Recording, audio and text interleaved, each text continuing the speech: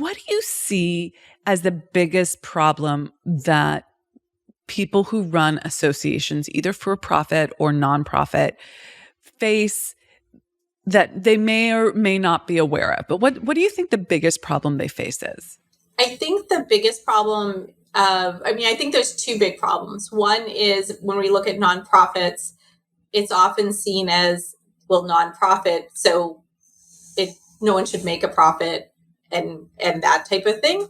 That's one piece of it. But the bigger piece to me is just the variety that's there.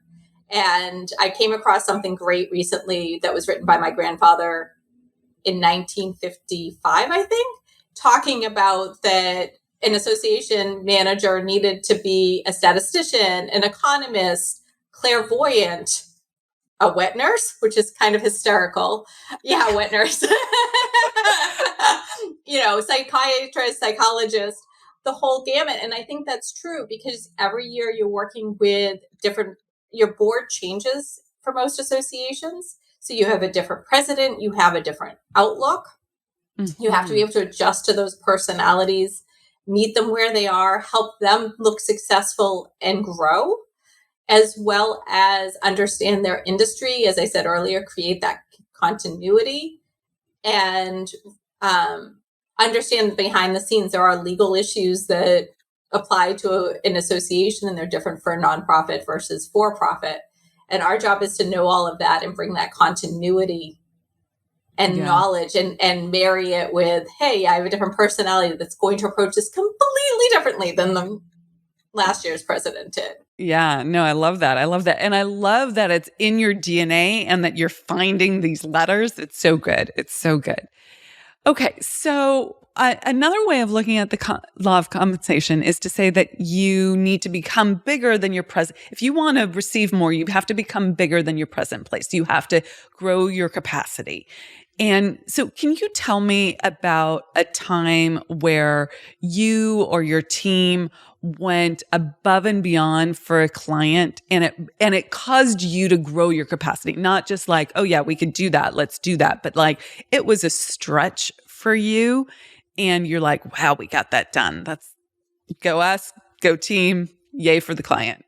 So I run some advertising associations, and we had one that we had worked with actually under my dad, and they reformed. And when they called, they said, oh, we want you to help us find us an advertising agency and conduct the whole process of request for information, request for proposal. I had never done that before. And this is a $10 to $12 million organization budget for advertising. And that whole process and finding out that, from some of the people that bid that, hey, that was a really well done process was a lot of fun because it was out of my scope, and figuring that out and really feeling like, hey, we put them on a good course for what they needed to do for the next few years. And they found a great partner. And that was a stretch for you to do that. Sure. I have no idea.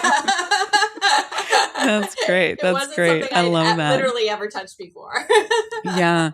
So one of the concepts that you touched on earlier and that I teach on is that if you're not growing, you're dying, that there's no like homeostasis. There's no like this perfect balance that you just get to this place.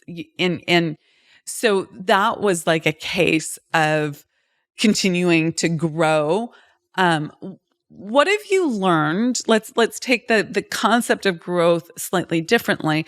What have you learned growing your business, let's say in the last 6 months? And what is like something that you'd love to share with the audience about what you learned about business recently? For me, I think that I have learned recently that I need to be more open to opportunity and kind of shifting my personal mindset of that how I view what I've done and what I can do differently. One of the things that you teach and talk about is that it's easier to make more money than less money.